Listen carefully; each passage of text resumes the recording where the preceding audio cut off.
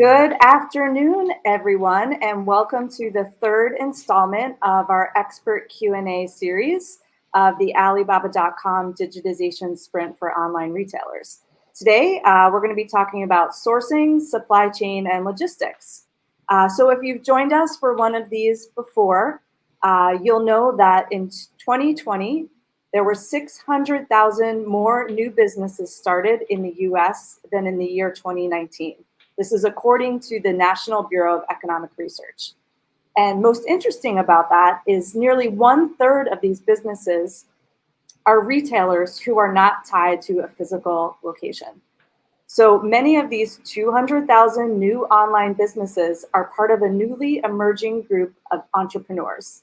These new digital entrepreneurs are building businesses enabled by new online infrastructure that allows them to operate their own business-to-consumer e-commerce stores on platforms like Shopify, WooCommerce, and Wix, or as third-party sellers on retail commerce sites like Etsy, Amazon, and Walmart.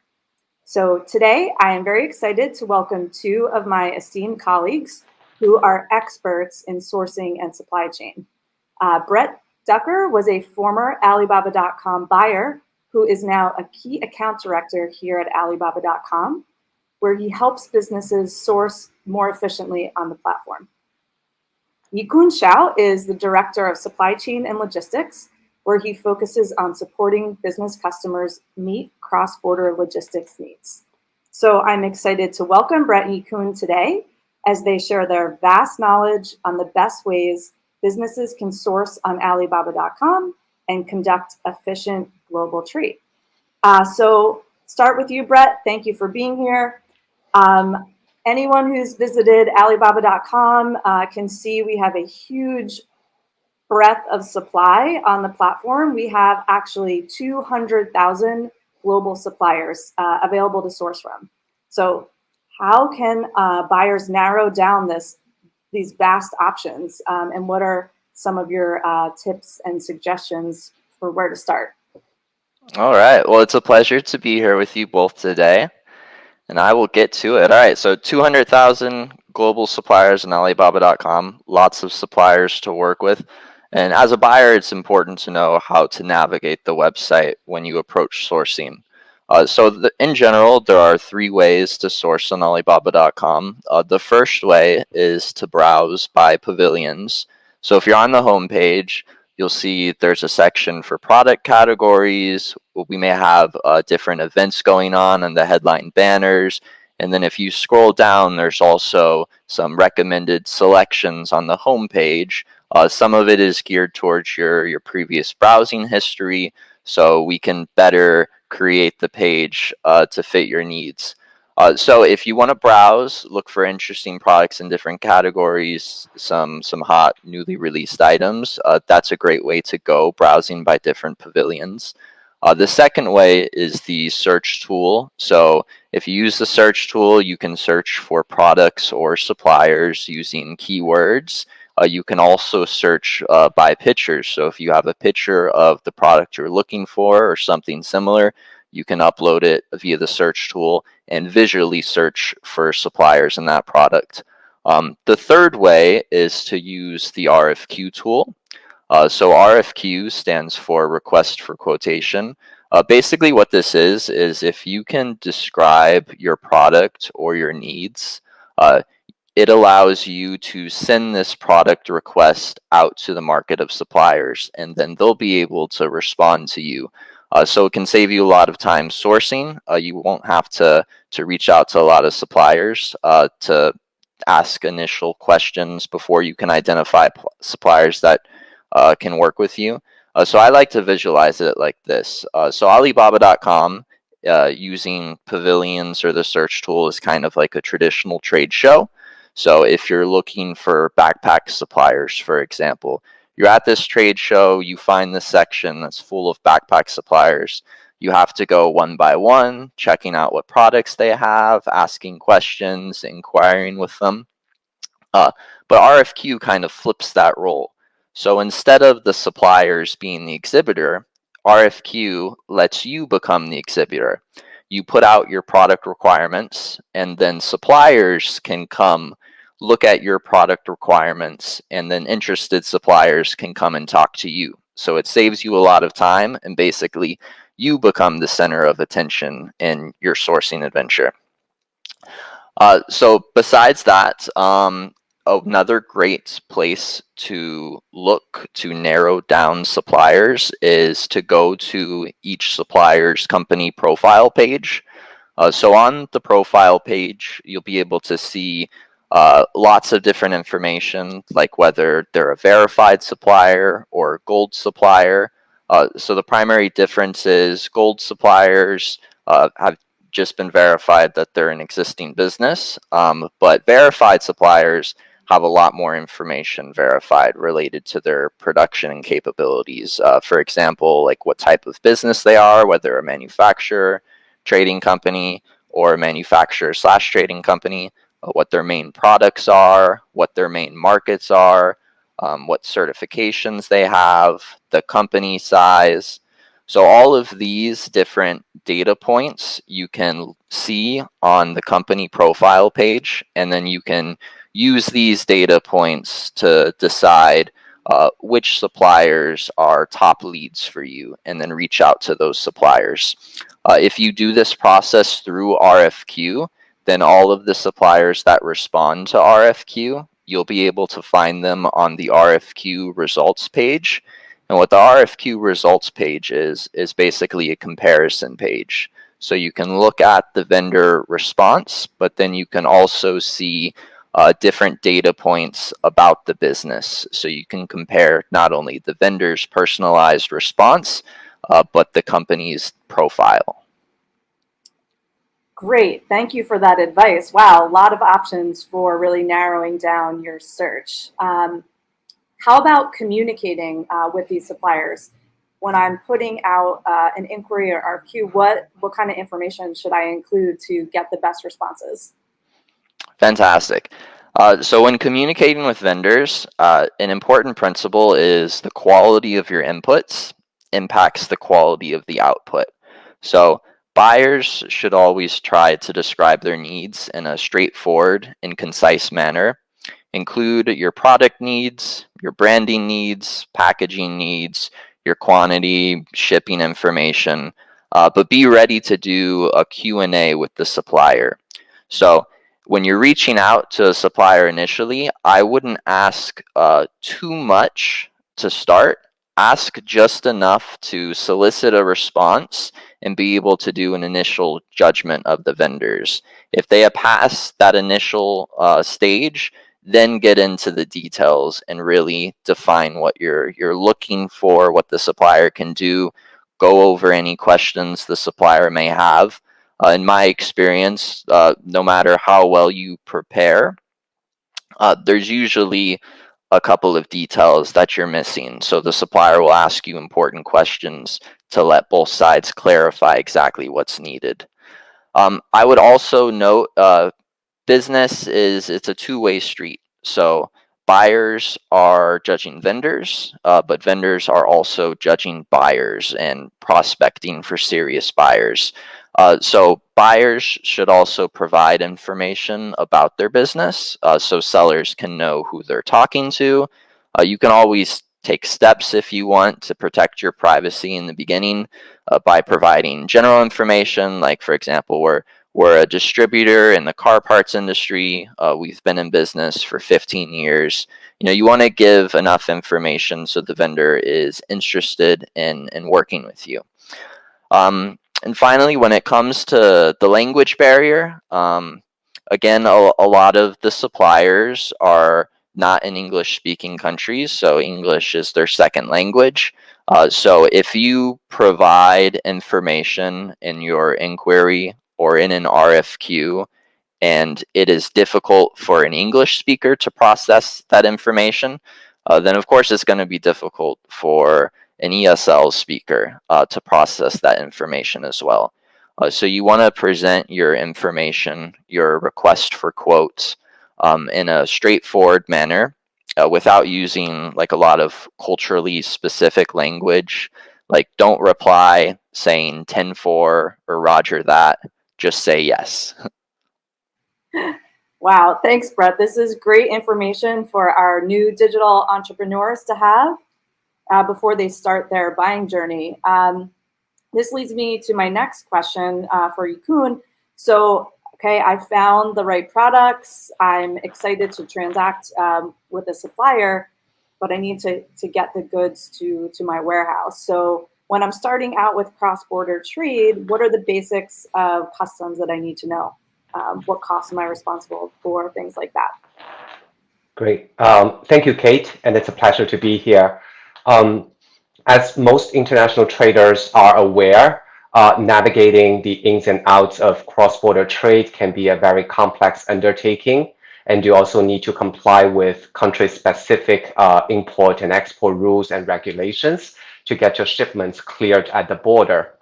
Small to medium-sized companies or individuals engage a customs broker to perform customs declarations, but keep in mind that importer of record, not the customs broker, bear the ultimate responsibility for paying import duties and ensuring compliance with any customs regulations. Therefore, understanding some basics of customs framework and implications can help you ensure that there is no issues in bringing your goods across the border and reduce non-compliance risks and liabilities. It would also help you make more informed sourcing and business decisions. So here, there are some key concepts an importing company or individual should be aware of. The first is, as I mentioned, the importer of record. In the United States, the importer is generally defined as the owner or purchaser of the imported goods. And under many trade terms, the importer would be the buyer in an import transaction. The next concept is customs duty. Customs duty refers generally to the tax imposed on goods when they are being imported. It is an above-the-line cost element, meaning it is often lumped in the cost of goods sold for importers and international traders. And because of that, it could sometimes erode the profit margin you achieve from your import businesses or reduce the price competitiveness of your product if that cost is passed along to your customer. And the amount of duties owed are usually not finalized until all import-related information is submitted and reviewed by the customs agency. Therefore, making sure that you are providing accurate information for import declaration purposes help ensure that you are incurring the right amount of duty liabilities and meeting your compliance obligations. Now, speaking of import declaration, anyone who's done that with or without the help of a customs broker would know that there are numerous data elements relating to the shipment that are required to be reported to customs, such as parties involved in the import transaction, the product's customs value, country of origin, tariff classification, quantity, and import admissibility, etc. And among them, classification, or better known as the HTS code in the United States, value and country of origin are some key elements that determine your import duty amount. In a simplistic manner, you can think of an import declaration or entry as a mini tax return, which is filed in each instance of importation. And on it, the customs value forms the basis, and the classification determines the rate to calculate your import duty amount. Also to mention, products traded between countries where there is a preferential trade agreement, such as the United States, Mexico, Canada Agreement or USMCA, can qualify for reduced rate of duty or be duty-free. Now, having explained some basics of customs, what costs a buyer is responsible for in terms of international shipping, insurance, and other logistical activities would depend on the trade terms or the Incoterms agreed upon with your seller. But to the extent that the buyer acts as the importer As we have seen in most instances, the buyer would be responsible for paying customs duties and any applicable customs fees, as well as, in the United States, excise taxes that are levied on a relatively small set of imported merchandise. I hope that answers your question. Yes, Incoterms. Definitely hear a lot of questions about Incoterms from our prospective buyers. So I want to touch on something you mentioned, customs brokers. If I'm new to buying, who are some of these third parties that I can work with, and what can I expect them to do for me? Yeah, that's a great question because there are many parties involved in the import, export, and international shipping. And as a result, a lot of coordination is needed, and support from third-party service providers are usually needed to ensure a smooth and reliable cross-border shipping journey. Like you mentioned, we talked a bit about customs brokers. The main role of a licensed customs broker plays is to assist you in meeting regulations and requirements pertaining to import and export. Using their expertise in entry procedures as well as the technical customs areas like those I've mentioned earlier, they prepare and submit import information, arrange for the payment of duties due, and effect the release of goods under customs custody on behalf of their clients, and they charge a fee for that service. It is also important to mention that in the United States, customs brokers are the only persons who are authorized under the tariff laws to act as agents for importers in the transaction of their customs business. Another important party or service provider in international shipping is the freight forwarder.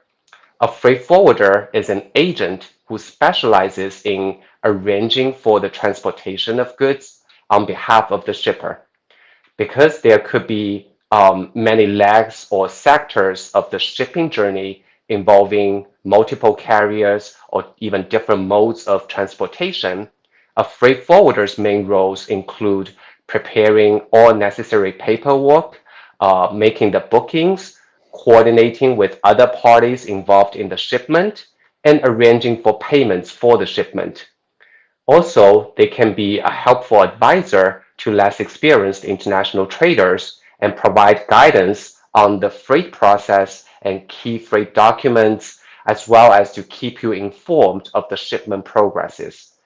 Many freight forwarders also provide a customs brokerage service, so in addition to being a forwarding agent, they can also perform the tasks that I mentioned earlier to clear the goods through customs on your behalf. So these are two of the key third parties you should keep in mind and engage actively to support with your international trade needs. Great. So let's talk about specifically the platform, Alibaba.com. Is there anything Alibaba.com has available on the platform to help me with logistics? Sure, yes. There are actually many.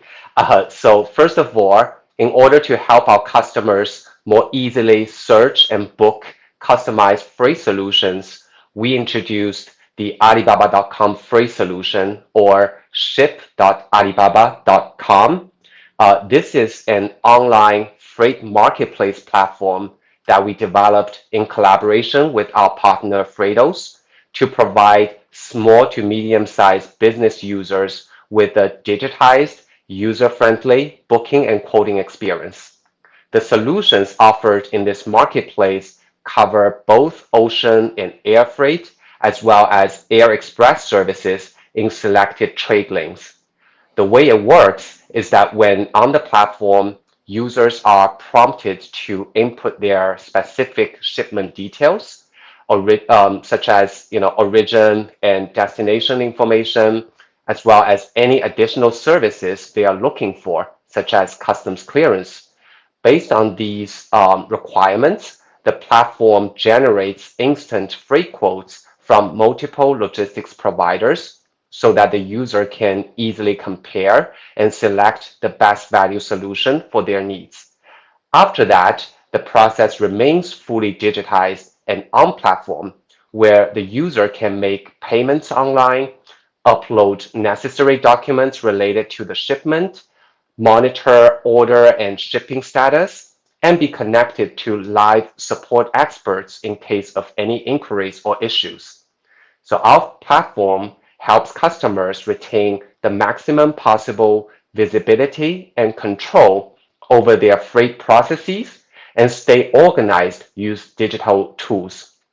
With Alibaba.com Freight, we are making shipping shockingly simple and transparent, putting control into the hands of our buyers.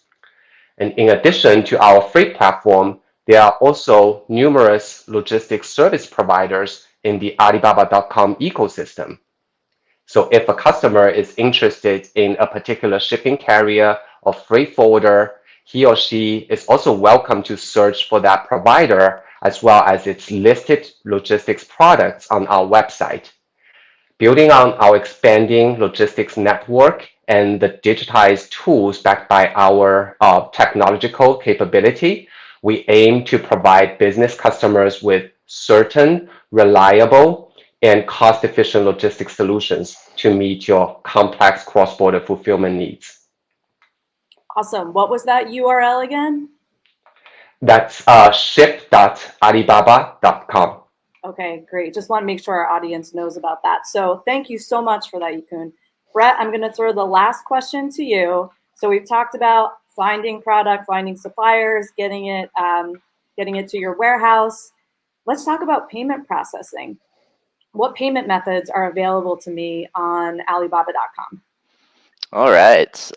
So to begin with, there are two main groups of vendors. We have trade assurance vendors and then non-trade assurance vendors.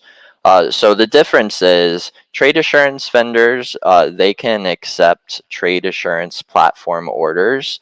You can go to tradeassurance.alibaba.com to learn more about it. But in general, trade assurance is kind of like a form of insurance. So if you pay a supplier using trade assurance, then Alibaba provides payment protection. So if there's an issue with the order shipping on time, or there's a quality discrepancy per the contract, then Alibaba can step in as a third party to help come to a resolution, which includes refunding the money.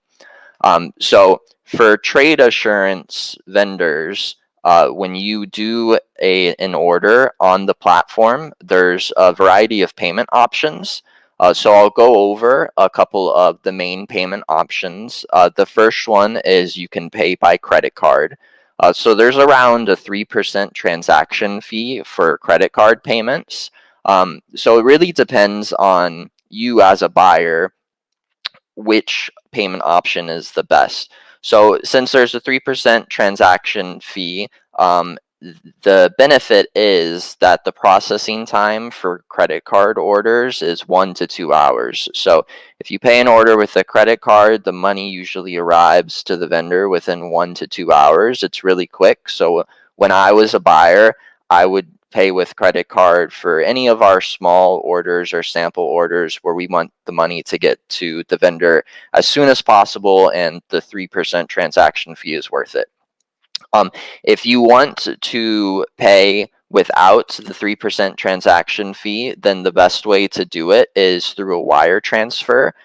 So for US buyers, you can pay a trade assurance order via domestic wire transfer. So what that is it's an ACH. You're sending money from your bank account to a US-based Citibank Alibaba bank account.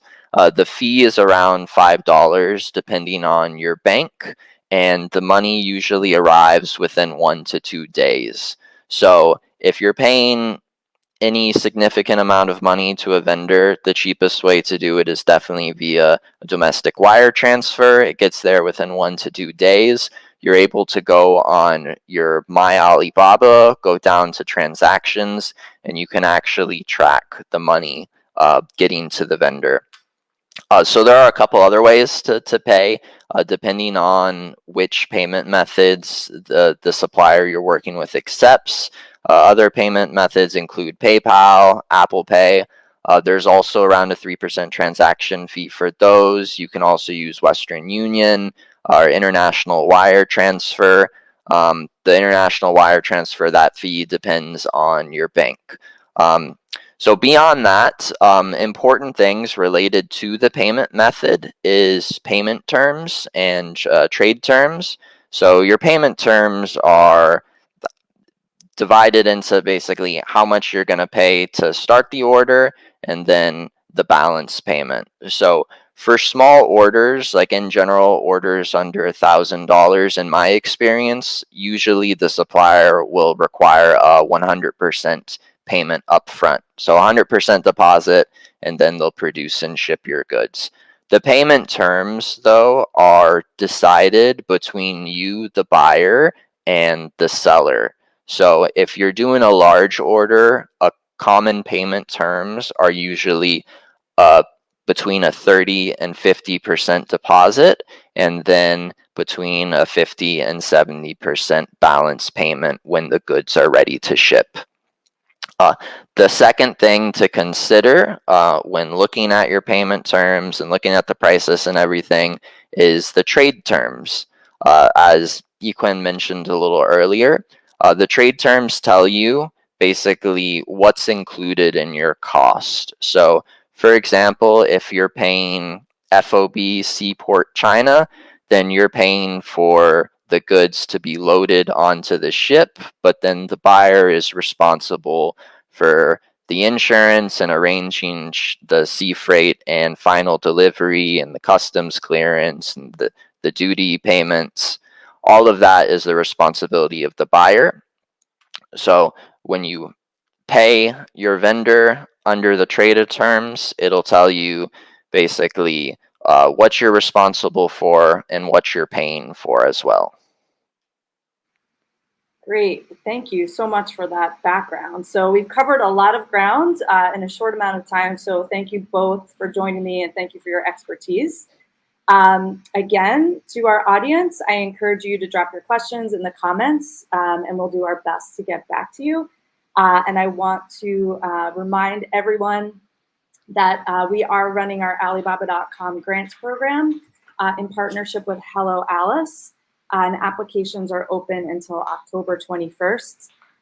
50 deserving US businesses will win $10,000 each. So there's a lot at stake. So I encourage everyone to go check it out at Hello Alice or alibaba.helloalice.com. So thank you both for joining me.